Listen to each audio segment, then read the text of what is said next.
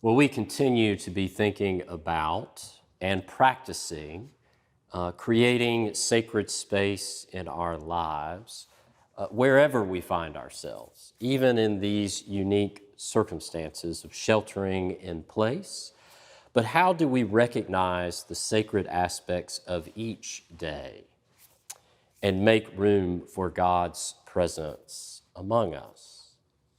In many ways, visiting an old word leads us to new things. And today we're thinking about that wonderful old word that still gets used from time to time, the word sojourner, a one who is traveling either from place to place or just where we reside for the given day. That where are our circumstances right now, and how do they change over time or from season to season? That how do we travel with our faith throughout our lives? There's an old quote from a nomadic Somali man that serves as our guide, our compass, which says, "The day you can pack your church on my camel is the day I might consider Christianity." It's a quote that provokes us a little bit to think about our faith and what it is that we take with us on our journey, or how we are sojourners throughout the given circumstances of each and every day. That we might think back to the meaning of the incarnation, that mystery of the Word become flesh, how we make sense of or understand better the life of Jesus.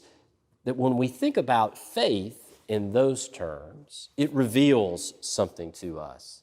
It points us to the mystery of that relationship between faith and the tangible, of the Word become flesh, which is right there at the intersection of our everyday lives.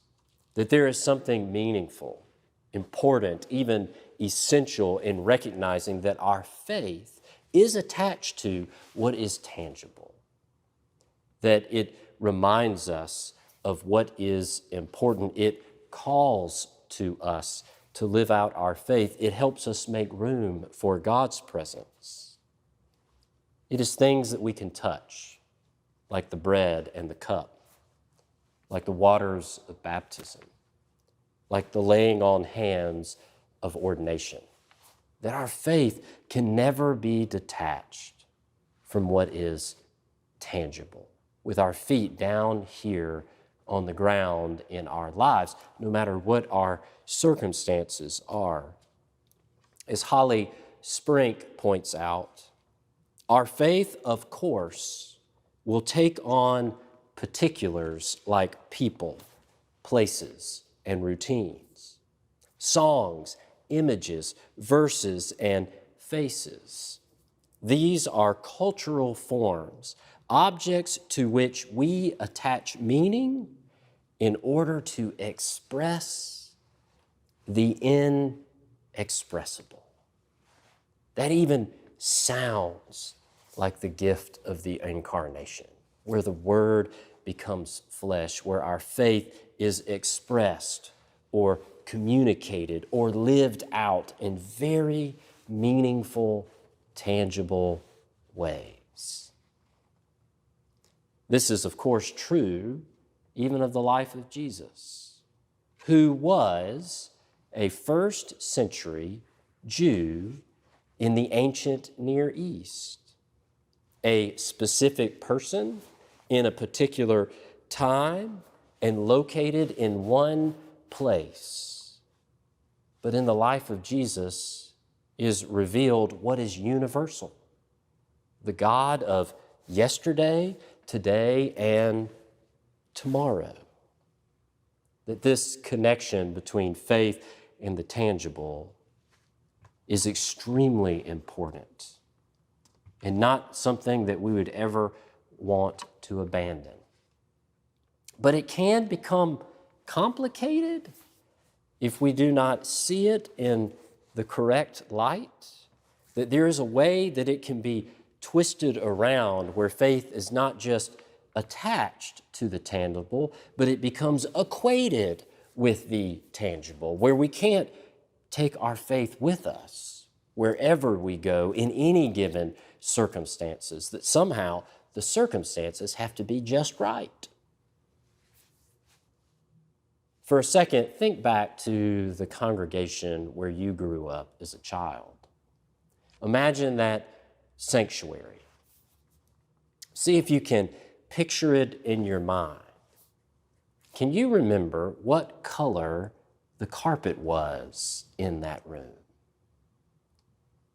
When my imagination takes me back to that time when I was a child, I cannot forget the bright red carpet that was underneath my feet. I can still remember where we sat in the sanctuary, just off to the left, a few rows back.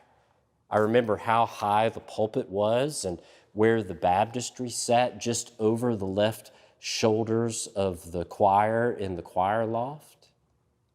That there are distinct qualities of that room that are meaningful even now. But what happens if we don't just associate faith with the tangible? What if we equate the two? Well, we might walk into another sanctuary and it may have the same look and feel of that room where we grew up, and unconsciously we automatically say, oh, isn't this wonderful? That this place feels right. But then if we equate the two, that's when a congregation ends up arguing about what color the carpet needs to be in the sanctuary. That our faith is attached to the tangible. And that is a very good thing. We should know that and lean into that. But how do we keep faith from being something we can take up and take with us along life's journey, facing all of the circumstances that may come up along the way? What does it mean to be a sojourner? And what is the wisdom that we find in that? That what is it about our faith that we take with us for the living of these days? And how does it call us or instruct us to create sacred space in our lives?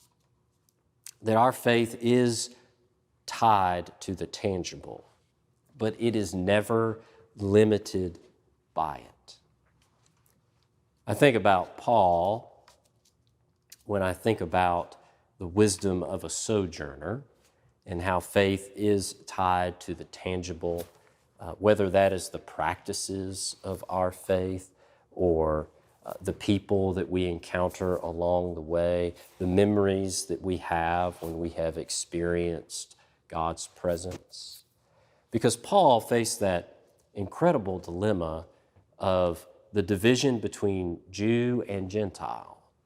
And a Gentile was anybody who was not Jewish. So this was the grand division of the entire world. And Paul, having grown up in the Jewish faith, knew those practices of what to eat and what not to eat. And a secondary symptom of that is that it kept people apart, that you could not sit down around the table with Gentiles.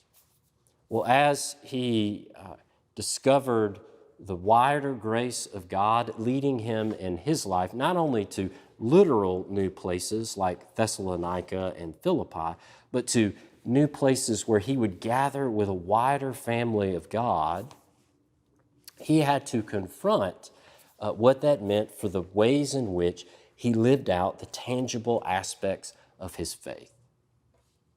And it wasn't despite his tradition or despite what he had learned along the way. It was because of his tradition and because of what he learned along the way. in the tangible expression of his faith that led him to widen the circle and pull up more chairs around the table for others, Jews and Gentiles alike.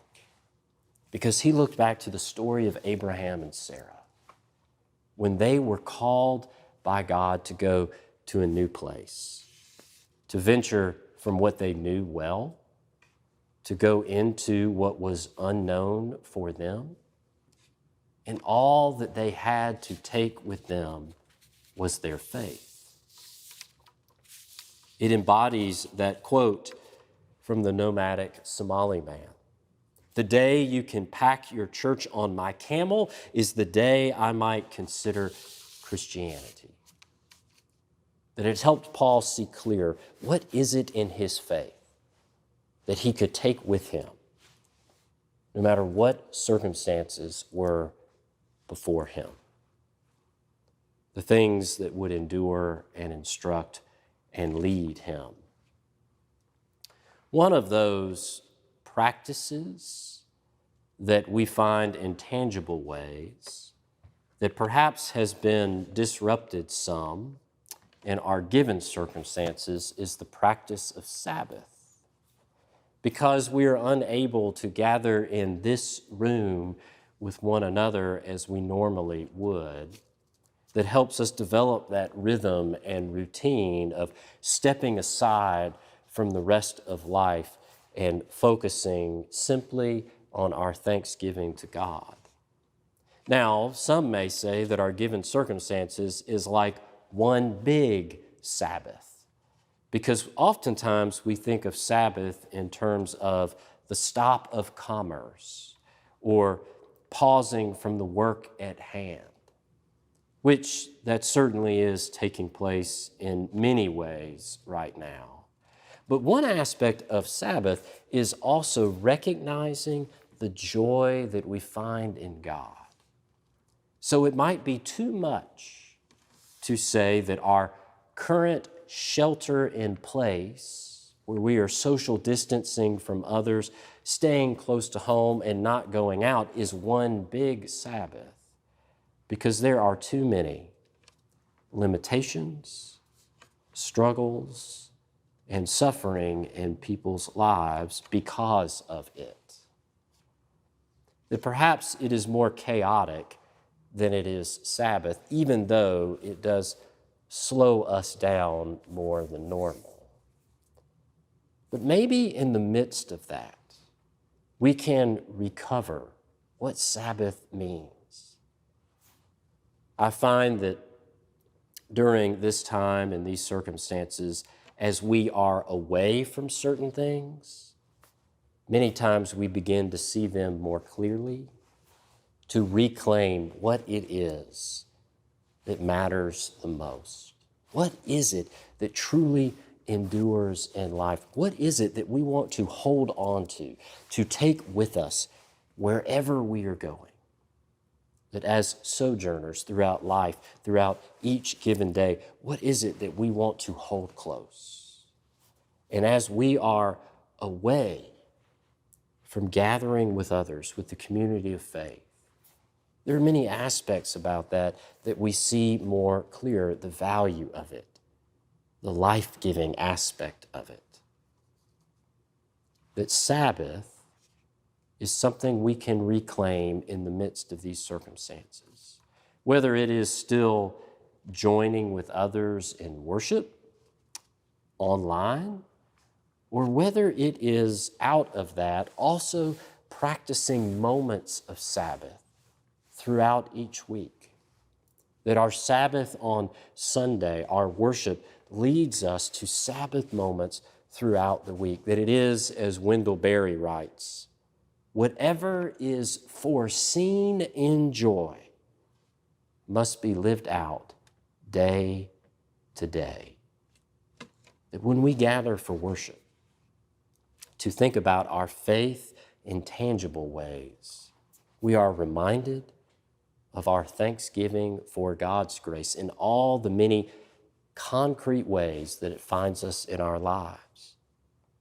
And it is in that joy, what we see in it, that we want to take with us throughout each day of the week. And we can have Sabbath moments where we step aside each day to give thanks for God's grace, to see God's goodness in tangible ways around us, to take what it is that we foresee in that joy that we find in God and take it with us. That Sabbath helps us know what to pack for the journey.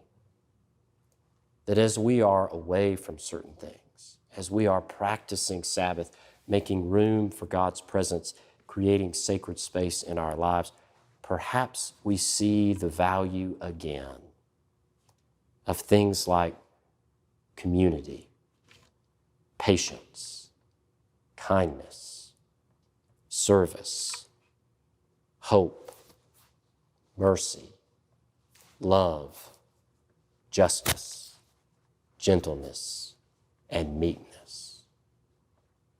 That we see again how important they are.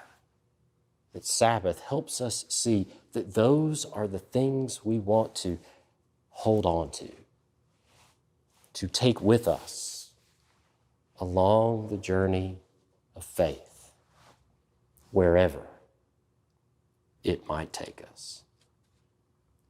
Amen.